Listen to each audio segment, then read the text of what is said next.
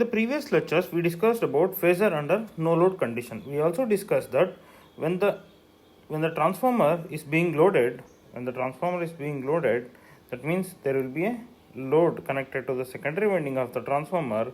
The load current I2 will decrease when I2 starts flowing, magnetomotive force will be decreased in the core, and equivalent current will be drawn from the primary in order to keep the MMF in the core constant, which you can refer as I2 dash. I2 dash is the equivalent current drawn from the source in order to match the load current. This is done to keep the magnetomotive force MMF in the core as constant. So as we can write that I2 dash N1 is equal to I2 N2, which is basically the I2 dash is the equivalent current drawn from the source equivalent to the load current, and I2 is the load current in the secondary terminal. So I2 dash by I2 is equal to N2 by N1, which will be equal to 1 by A, where A is the turns ratio,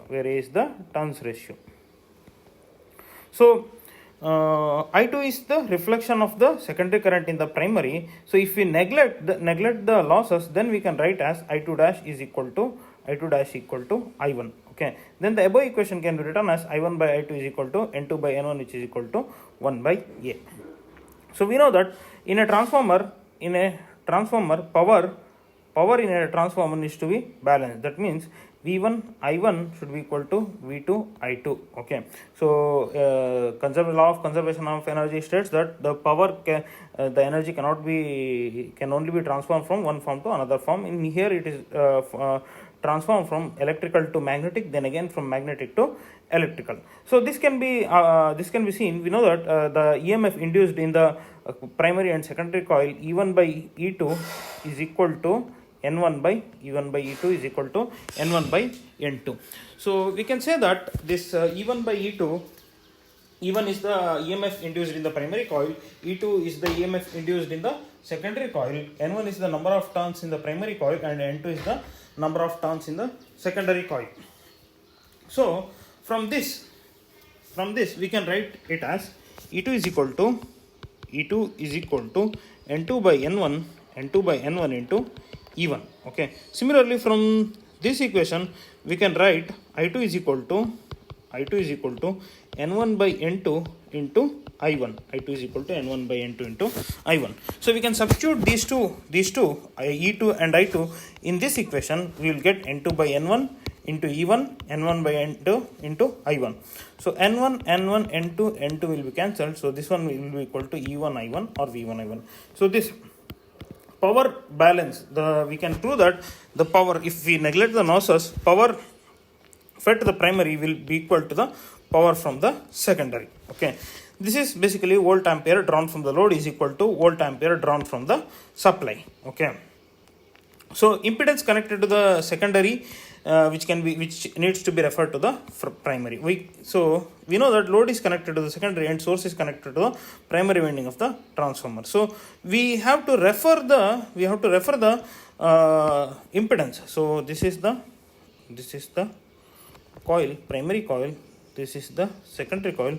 This is connected to a source and this is connected to load. If you want to write the equivalent diagram of the transformer with respect to the primary winding, we have to refer this impedance Z with respect to the primary. Okay. We know that Z2 is equal to V2 by I2. Z2 is equal to V2 by I2.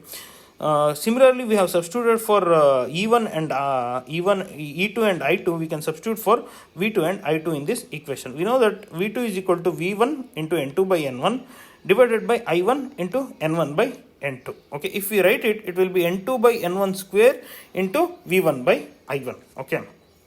If we consider as there is no V1 by I1 is the voltage supplied voltage connected across the primary winding of the transformer, I1 is the current in the primary winding of the transformer. If we consider this as Z2 dash, so this will be 1 by A square into Z2 dash, where Z2 dash is the secondary impedance which is being referred to the primary. Therefore, Z2 dash is equal to A square into Z2. Z2 dash is equal to A square into Z2. That means the impedance, whenever we are writing an equivalent circuit in the of the transformer with respect to the primary winding, the equivalent impedance which is being referred from the secondary to primary depends on the square of the turns ratio, depends on the square of the turns ratio, that is a square. A square is equal to n1 by n2. Therefore this turns ratio, if it changes, the impedance which is being referred from the secondary to the primary also changes.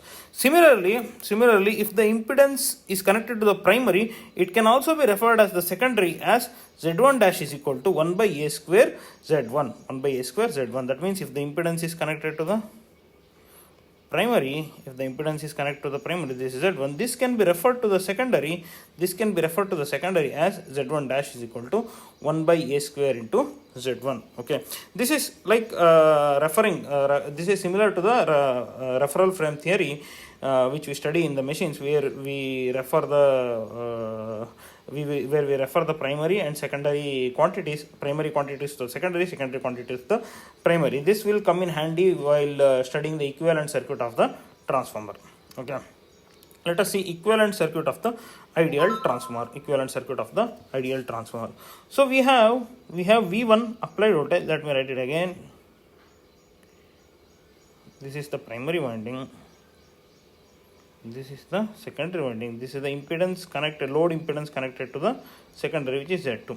So in the primary we have applied voltage V1. Induced voltage E1, induced voltage in the primary winding E1, induced voltage in the secondary winding E2, and terminal voltage in the secondary, which is V2, terminal voltage across the load, which is V2. Okay, we can write the equivalent circuit diagram of the transformer like this. Okay, so where V1 is primary is connected to the source and secondary is connected to the load. Okay, so we understood that a transform when secondary impedance can be referred to the primary like this. Okay, equivalent circuit referred to the primary can be written like this, where a square Z2 is equal to Z2 dash. A square Z2 is equal to Z2 dash. It is the impedance, secondary impedance referred to the primary winding. That means this impedance will change if the turns ratio is changing. If this impedance is changed based on the turns ratio. Okay. And if you are referring the secondary impedance to the primary, as the turns ratio changes, the impedance also changes. This is V1, this is I2 dash. I2 dash is equal to I1 if you are neglecting the losses. I2 dash is equal to I1 if you are neglecting the losses. I2 dash is the equivalent primary current drawn. Primary current drawn to the load current, that is I2. Equivalent primary current drawn, that is equal to the I2. Okay. So this is the equivalent circuit of the transformer referred to the primary, and this is the equivalent circuit of the transformer referred to the secondary. So actually we know that this is V2. However, the source is connected across the primary winding, which is V1. Therefore, we need to write V2 in terms of V1. We know that V1 by V2 is equal to N1 by N2. So we can write it as V2 is equal to V1 into N2 by N1, or it can be written as V1 divided by N1 by N2, which is equal to V1 by A. So what we are doing is we are referring the secondary voltage with respect to the primary of the transformer. We know that primary is connected to the source, therefore we are referring that with respect to the secondary of the transformer.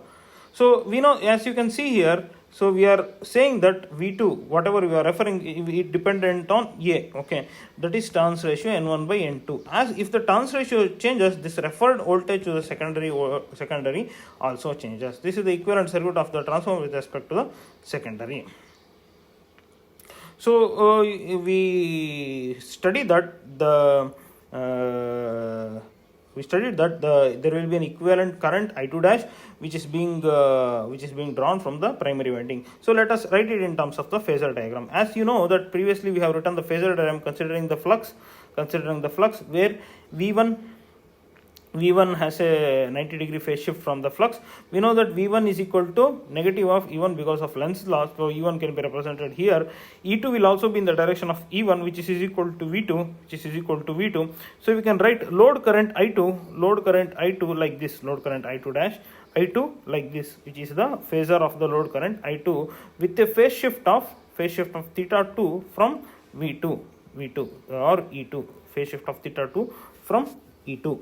Okay, so this E2 will be equal to V2 only when there are no losses in an ideal transformer. Okay, when there are losses in a transformer considered in real time, it will not be equal to V2. However, we can consider that I2, the load current is being at an angle of theta 2, has a phase difference of theta 2. So equivalent current drawn from the source also will have a phase difference of theta 2 from the source voltage. This is I2 dash. Under ideal conditions, in an ideal transformer, I2 dash will be equal to I1. So this is the phasor diagram of the transformer under load conditions. So we have understood the referring the secondary quantities to the primary quantities to the secondary, and the phasor diagram of the transformer. So let us see a problem. An ideal transformer has a turns ratio 4:1. It is connected to 200 volt 50 Hz supply and a load with an impedance of 4 plus J4 ohm.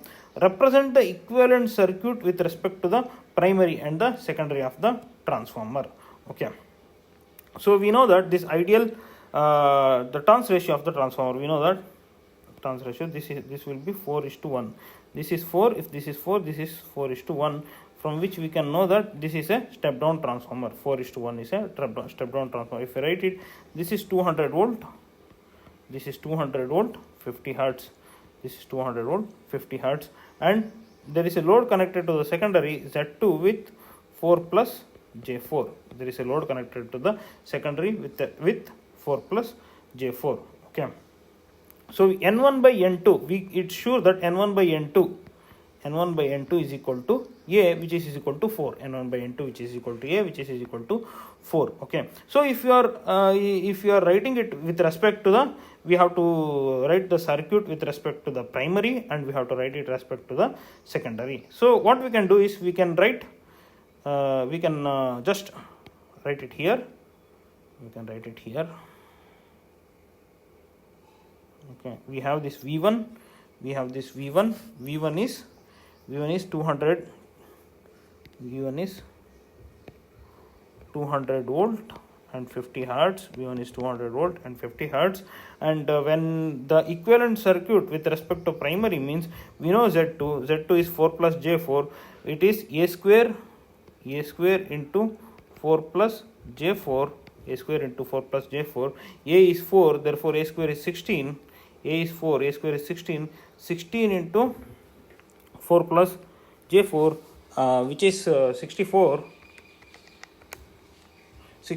plus J64 ohm, 6 plus J4, which is 64 plus J64 ohm. Okay, we can write it like this, 64 plus J64 ohm.